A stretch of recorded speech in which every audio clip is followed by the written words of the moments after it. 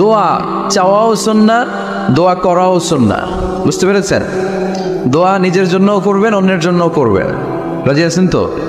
অনেকে বলে হুজুর আমার দোয়া আমি করব, আমি আরেকজনের জন্য করব কেন?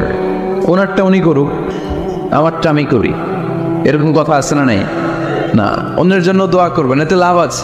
আপনি যখন কারোর জন্য দোয়া করেন, ফেরেশতারা আল্লাহর কাছে দোয়া করতে থাকে, আল্লাহ যেই দোয়া সে তার ভাইয়ের জন্য করলো, আগে দোয়াটা তার নিজের জন্য কবুল করে দাও।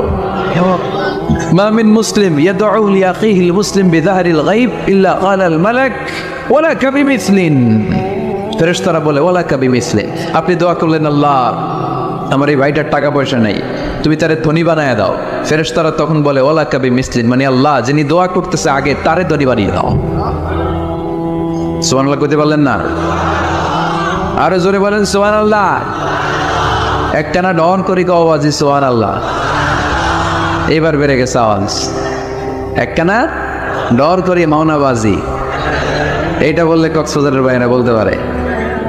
ডর করি কইতে হবে বড় বড় করে। আপনার ভাই অসুস্থ, আপনি দোয়া করলেন, আল্লাহ আমার ভাইটা অসুস্থ, তারে তুমি সুস্থ করে দাও। ফেরেশতারা বলে ওয়ালাকা বিমিসলিন, মানে আল্লাহ যিনি দোয়া করতেছে তার কোনো রোগ বালাই থাকলে আগে তারে সুস্থ করে দাও। তাই জন্য অন্যের জন্য দোয়ার দরকার আছে না নেই?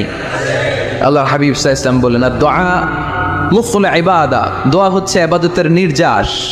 নামাজ পড়লেন, রোজা রাখলেন, যাকাত দিলেন, কিন্তু দোয়া করলেন না, তার মানে আসল নির্যাসটা আপনি মিস করলেন, ঠিক কি না?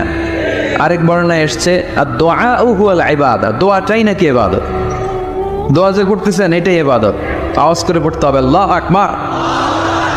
এজন্য প্রতিটা সালাতে যখন আমরা নামাজে দাঁড়াই, যখন মুসাল্লায় দাঁড়াই, আমরা যখন সূরাতুল ফাতিহা পড়ি, এর মধ্যে আল্লাহ একটা দোয়া শিখিয়েছেন, পড়েন ইহদিনাস সিরাতাল মুস্তাকিম। ইহদিনাস সিরাতাল মুস্তাকিম, O Allah show us the right path, show us the correct path. Allah আমাদেরকে সহজ সরল সোজা পথ দেখান।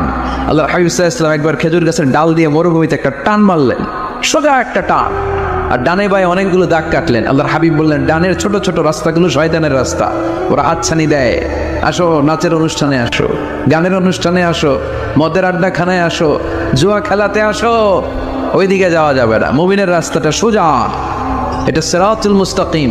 এই রাস্তায় যদি একবার উঠে যান, ডানে বায়ে কোনো মোড় নাই।